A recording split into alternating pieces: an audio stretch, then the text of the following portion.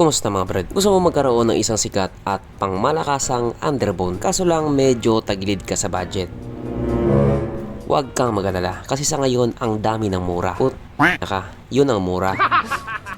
Hindi, joke lang mga brad. Sa ngayon nga po, usong-usong talaga yung motor na copycat or yung sinasabi nga po nilang gaya-gaya. At dyan nga po magaling si Euro Motors. Nakita mo yung Euro Samurai 155, mas maganda pa daw sa Honda Click 160 yun. Nakita mo yung Euro Griffin 180, mas mabilis pa daw sa Aerox 155 yun. Kaya yung Euro Motors magaling daw talaga.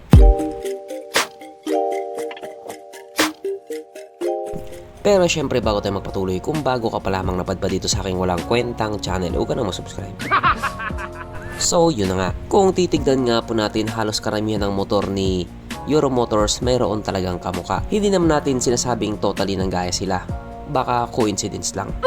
Well, sa ngayon nga po, isa sa mga pinakabagong labas nila yung Euro Griffin 180 na kitang-kita naman po natin Aerox lookalike, Euro Easy 125 na Mio M3 lookalike na sobrang pumatok nga po sa masa. Ayon nga po kasi sa kanila, mura na, maganda pa.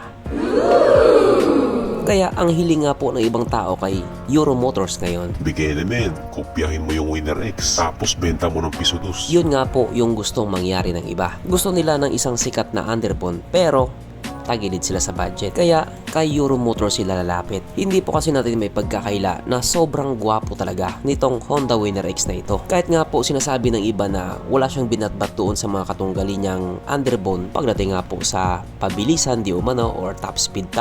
Pero pagdating naman sa forma, mukhang matutulog yung iba. Yes po, sobrang gwapo po talaga kasi nitong motor na ito. Kahit nga po sobrang tagal niyang nilabas sa Pilipinas, marami pa rin talaga ang naghintay. Matyagang naghintay. Yung ibang tao nga inamag na yung mga ipon nila para lang sa motor na ito, pero ang ending naman daw, worth it naman daw. Pero ito nga po ang isa sa mga nakaka-excite ngayon kasi meron na pong Honda Winner X lookalike or Honda Winner X clone. At magugulat ka pa ba kapag sinabi kong ito ay made in China? Nakakagulat pa ba? Mukhang hindi naman. Yes po, totoo po. Mayroon na pong Honda Winner X lookalike na ginawa galing sa China. At hindi na nga po ito bago kasi matagal na po itong copycat na ito. So bali yung pinagkopyahan nga po nila ito ay yung naunang Winner X, hindi yung ngayon. Pero yun kasing naunang Winner X, sinasabi nga po ng karamihan na mas gwapo yun kaysa sa bago ngayon. Yun lang naman ang sabi nila, huwag na kayo mag-away-away. Noong lumabas nga po ito dati, ito pa yung, or ganito pa yung itsura niya. May kulay na black and red at tapos may pangalan sa may likuran na Winner X. Siguro prototype lang to nila kaya Winner X na lang din yung nilagay. Tapos sa baba naman parang may 200 yata yan o 100 or siguro 200 yan. At may mga video nga din po yan dati na tinetest drive nila. Test drive muna kung pwede na. Kahit saang anggulo nga po nating tignan, Winner X na Winner X talaga yung itsura niya. Kaso lang dyan nga po sa motor na yan napag-alaman natin na hindi po yan naka-FI. Yes po, carb type pa lang po yan. Tapos hindi rin po yan naka-liquid cooled.